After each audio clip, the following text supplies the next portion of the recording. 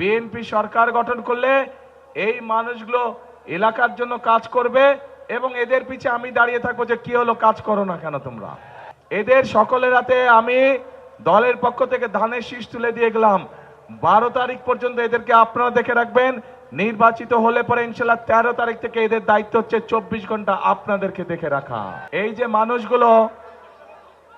যে মানুষগুলো প্রত্যেকটি এলাকার জনগণের এবং এলাকার সমস্যার কথা বলেছে, ইনারা যেই সমস্যার কথাগুলো বলেছে আপনারা কি সেই সমস্যাগুলোর সাথে একমত? কি ভাই সকলে একমত? আচ্ছা, তাহলে এই মানুষগুলোর দায়িত্ব হচ্ছে যে আপনারা তাদেরকে নির্বাচিত করলে পরে ইনশাল্লাহ তারা এলাকার সমস্যার সমাধান করবে, তাই তো নাকি? কিন্তু সমস্যার সমাধান করতে হলে তো প্রথমে আপনাদের একটা দায়িত্ব আছে। কি সেটা? হ্যাঁ শুনি না। কোথায় ভোট দিবেন? কোথায়? রাইট, ধানের শীষে যদি ভোট দিয়ে এদেরকে জয়যুক্ত করেন ইনশাআল্লাহ বিএনপি সরকার গঠন করলে এই মানুষগুলো এলাকার জন্য কাজ করবে এবং এদের পিছে আমি দাঁড়িয়ে থাকবো যে কি হলো, কাজ করো না কেন তোমরা।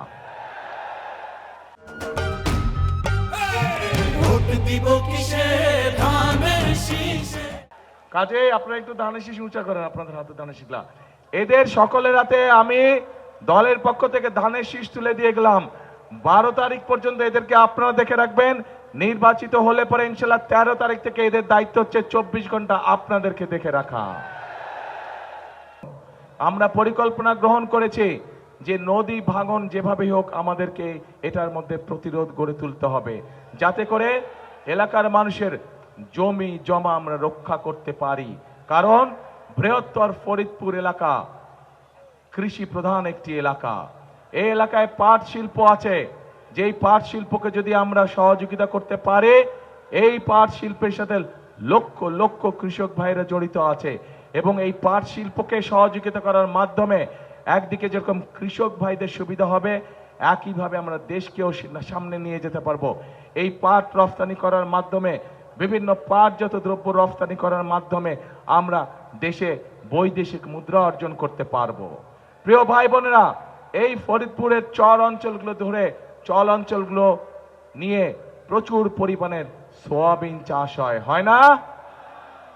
হ্যাঁ, সোয়াবিন চাষ হয় কি? হ্যাঁ না না হয় না? এখানে সোয়াবিন চাষ হয় না, কম হয়। কম হয় কেন? ভুট্টা হয়, ভুট্টা চাষ হয়, রাইট? হ্যাঁ, ভুট্টা চাষ হয়।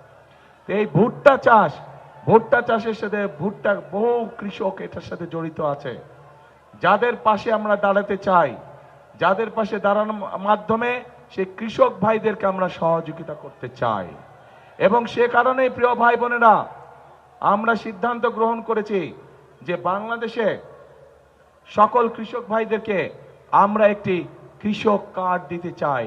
যেই কৃষক কার্ডের মাধ্যমে আমরা কৃষক ভাইদের কাছে যেই কৃষিজাত পণ্য উৎপাদন করে তার কাছে আমরা সেই ফসলের বীজ, সার, কীটনাশক, ওষুধ আমরা পৌঁছে দিতে চাই।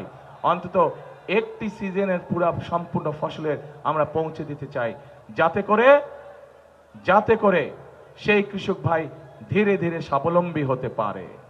প্রিয় ভাই বোনেরা, এই এলাকার বহু যুবক তরুণ আছে যারা শিক্ষার আলোয় আলোকিত, কিন্তু তাদের একটি সমস্যা আছে যে বহু মানুষের কাছে কর্মসংস্থান নেই।